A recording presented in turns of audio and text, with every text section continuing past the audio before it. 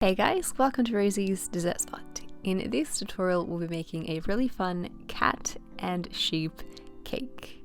All buttercream, really fun, really easy to do. You're going to need a 6-inch cake to start off with. Mine's been pre-crumb coated and here I'm creating a final layer of frosting in white. Once it's all covered, smooth it out with a frosting scraper. Add in any pockets as you go and then smooth it down completely. Bring that lip of frosting to the center and refrigerate for 20 minutes. Do the same thing again now with a 4-inch cake. It doesn't really show on camera, but this is a light grey frosting now on top.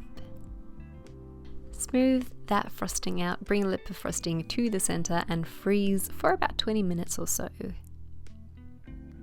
After 20 minutes, you can emboss a little tall love heart on the front of your cake. When you finish drawing that in, that's just going to be the front face of our sheep.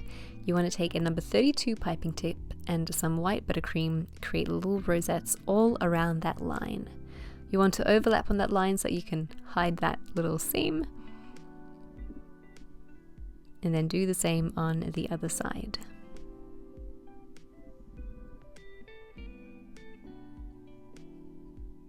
You could add a little star dollop at the very base if you can't fit a rosette. And then just to make it look a little bit nicer, we're going to fill in again with a second row of rosettes. If you guys would like to learn cake decorating, I'm running classes at the moment and I'll have that link in the description box below if you're interested. Back into the freezer she goes. In the meantime, we'll create the face for our cat.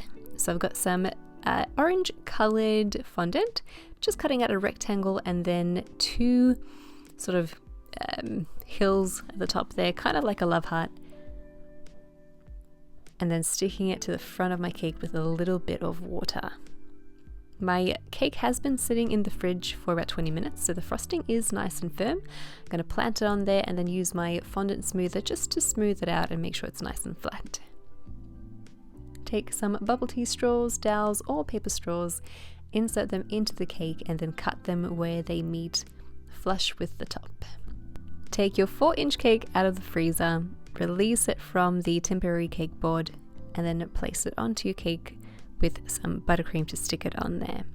There is a 4-inch board underneath my 4-inch cake. Make sure it's centered and then press it down firmly to adhere. For the bottom cake, we're going to start creating a bit of a floral crown for the cat, starting with a 1M tip, creating little rosettes all the way around the top. You can fill in with a number 32 piping tip to give it a bit more color. And then once you finish with the crown, add some little dollops at the base of the cake as well.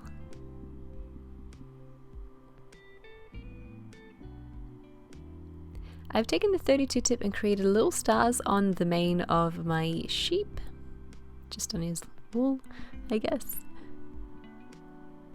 And then we can go in later with some green buttercream and create little leaves for these star dollops. While we prepare the fondant decorations, you can rest your cake back into the fridge.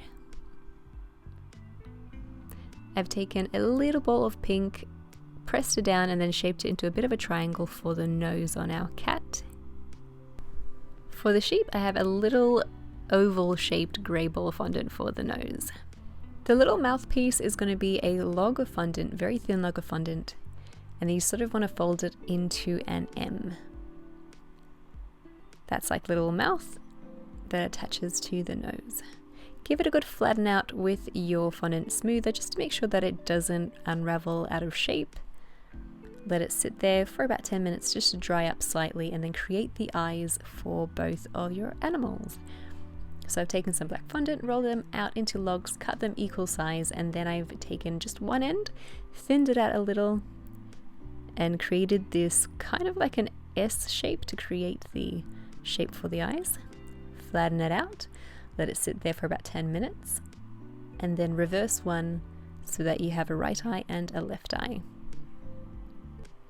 Apply these onto your cake with a little bit of water to help them stick.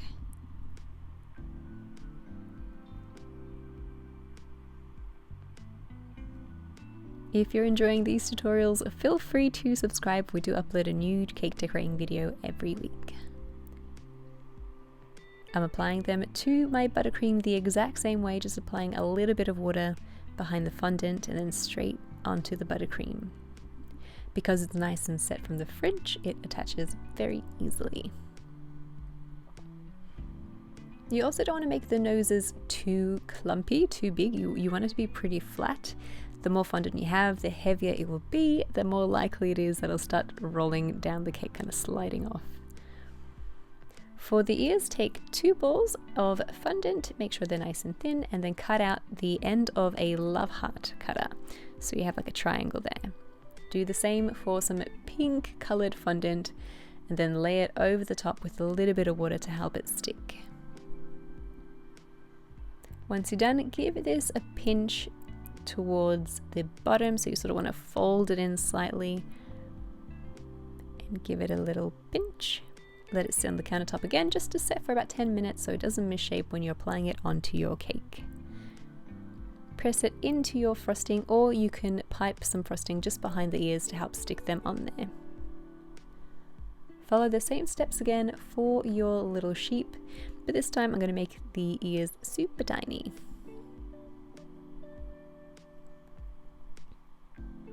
Press the ears into the top of the frosting.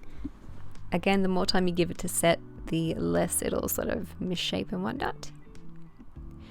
And then I have a little piping bag. You could fit it with a number 352 piping tip for the leaves just on top here of the little star dollops. We're almost done. One more step to go. Take an edible black marker. This is by Americolor, and draw on your whiskers. Technically, you could just take some fondant, roll it out, cut it, stick it to your cake instead, but I figured this would be a lot easier and much quicker as well. And your cat and sheep cake is complete. I hope you guys enjoyed this video and give it a go. It's actually really fun, really easy, very forgiving design as well. You can cover the whole cake with these rosettes, and you wouldn't know if you had like a really ugly base or if it wasn't quite as smooth as you'd liked it. Lots that you can do with this. If you enjoyed this video and you give it a go, I'd love to see what you guys come up with. Hashtag Rosie's Dessert Spot so I can see your awesome creations as well. Thanks again for watching, and we'll catch you again in the next one.